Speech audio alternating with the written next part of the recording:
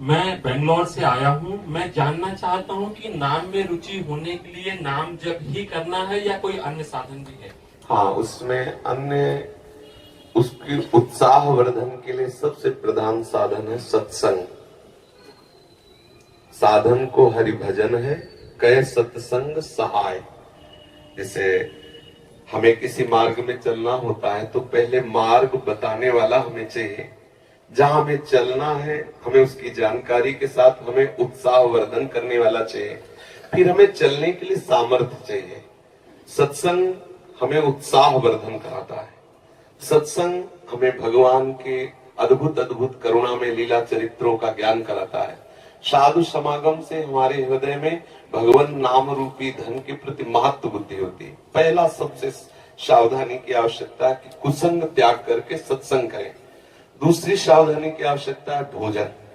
अगर आप यहाँ सत्संग के और गंदे विचार वालों का संग किया, अभिमानी जनों का संग किया, तो इसका रंग नहीं चढ़ेगा, क्योंकि बहुत जन्मों से हम उसी कुसंग में पड़े रहे।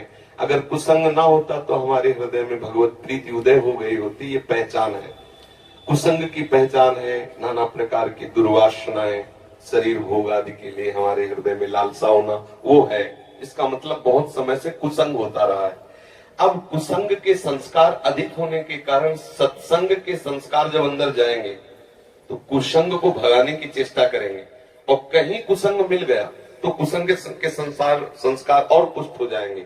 एक संसार दुष्ट की संगति, ताहू में तुम पुष्ट करावो। विनती करो सकल धर्मिंसो, धर्मी हुए दिन नाम धराओ।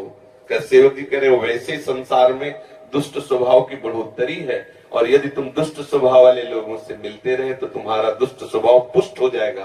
फिर आप दीक्षा लेने के बाद भी प्रेम रस का अनुभव नहीं कर पाएंगे।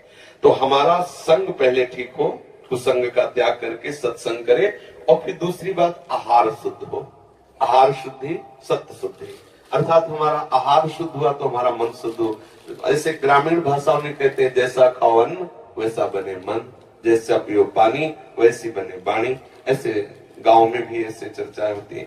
तो हमारा अन्न ठीक होना चाहिए, भोजन ठीक होना चाहिए। सात्विक भोजन भगवान को अर्पित करके, प्रियालाल को अर्पित करके पाया जाए। साधु समागम किया जाए, शास्त्रों का स्वाध्याय किया जाए। भगवान शंकराचार्य जी ने साधन पंचक का दान किया है। उसमें से आगे आगे के 5 शब्द हम बताते हैं। पहला है वेदो नित्य मधीयताम, दूसरा है संगा सत्सु विधीयताम, तीसरा है महावाक्यार्थस्य विचारिताम, चौथा है क्षुद व्याधि चिकित्सिताम, पांचवा है एकांते सुखमाश्रिताम अथातो ब्रह्म जिज्ञासा। पहले का तात्पर्य है कि जो भगवत प्राप्ति करना चाहता है उसे शास्त्रों का स्वाध्याय अनिवार्य। यदि पढ़ा लिखा नहीं है तो जहाँ शास्त्रों का गान होता है वहां सुनना चाहिए। श्रवण से भी पठन का लाभ प्राप्त हो जाता है। श्रवण और पठन का एक ही फल है। सेवक हरिवंश महाप्रभु ने कहा, श्रवण सुनत प्रापक रति राधा पद अम्बुज सुकुमार। यदि हम प्रियालाल की चर्चा सुनते रहे, वाणी सुनते रहे, तो हमें प्रियालाल के चरणों में प्रेम हो जाए। वेदो नित्य मधीयताम, शास्त्रों का हम नित्य स्वाध्याय करें या श्रवण करें। संगा सत्सु विधीयताम, हम संग करें तो महापुरुषों का संग करें, जिनके संग से हमारे अंदर के विकार मिट जाए, जिनके संग से प्रभु प्यारे लगने लगे, जिनके संग से हमें संसार के भोग के प्रति हे बुद्धि हो जाए, ऐसे संतों का हम संग करें।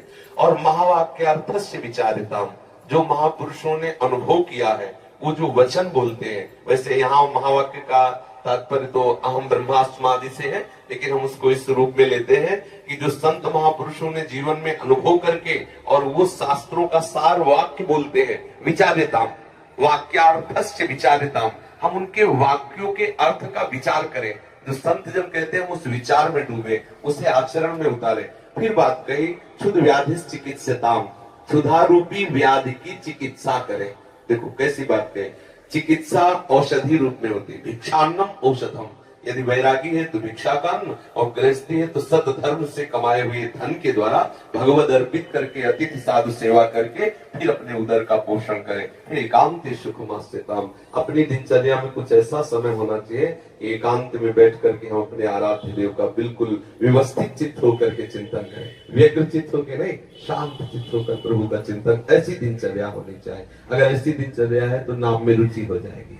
खान पान ठीक हो, संग ठीक हो, विचार ठीक हो, आचरण ठीक हो, तो रोज नाम में उत्साह बढ़ता चला जाएगा। अब एक मटकी में चाहे जितना पानी भरो, थोड़ा सा छेद कर दो तो भरेगी नहीं, खाली होती चली जाएगी।